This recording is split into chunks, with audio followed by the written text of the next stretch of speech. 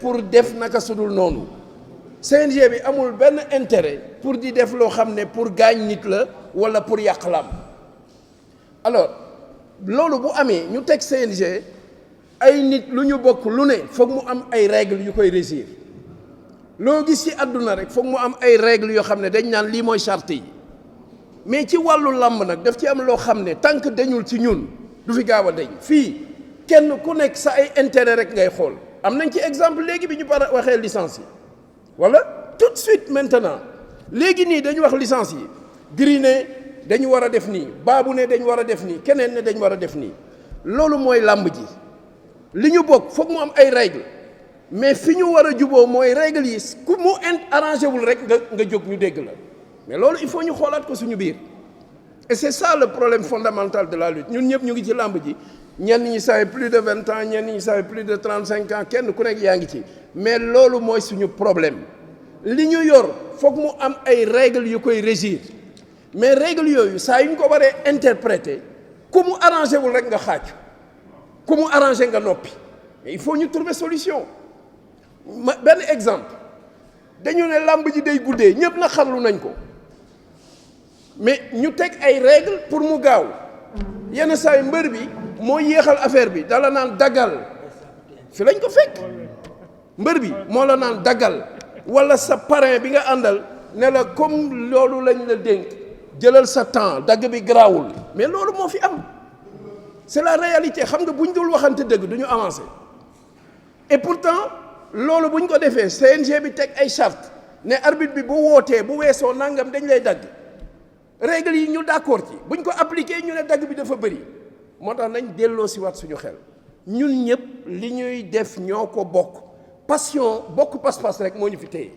ndax kenn ku nekk ci ñun muy yéen di ñun am nga ci leneen looy yëngu loo xam ne moo la gën a ñor téeméeri yoon bëgg-bëgg bi rek moo ñu dajale donc volonté yàq amu fi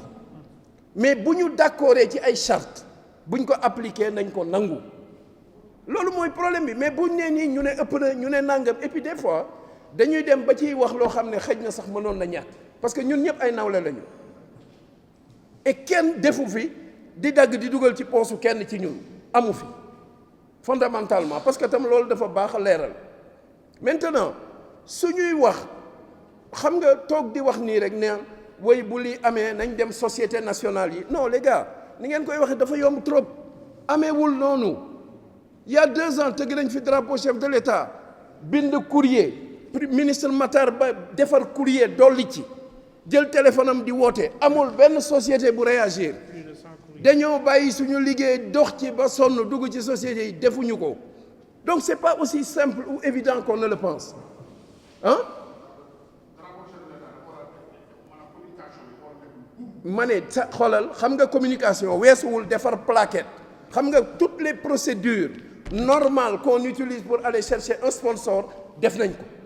boole ci parce que c'est le drapeau du chef de l'État ñu bindal ñu lettre bu jógee présidence bindal ñu lettre bu jógee ministère ñu sof ko ci jël téléphone woote mais lan mooy buum mais non attends Gris li ñuy def nii non dama lay wax je te parle en connaissance de cause xam nga yow mbër nga man sama métier wóor na ma ne xam naa ko comprendre nga amul loo xalaat luñ ci deful Bira Sène day jël téléphone am di woote pendant une semaine mais dem nañ fi ànd def délégation non attends yow aujourd'hui si on va dans une société ñu dem fa man Aziz Gueye le directeur financier Bira le président xaaral ma ñëw rek xaaral ma ñëw foofu nga juumee Gris xaay c'est pas xam nga wuy ma waa xaaral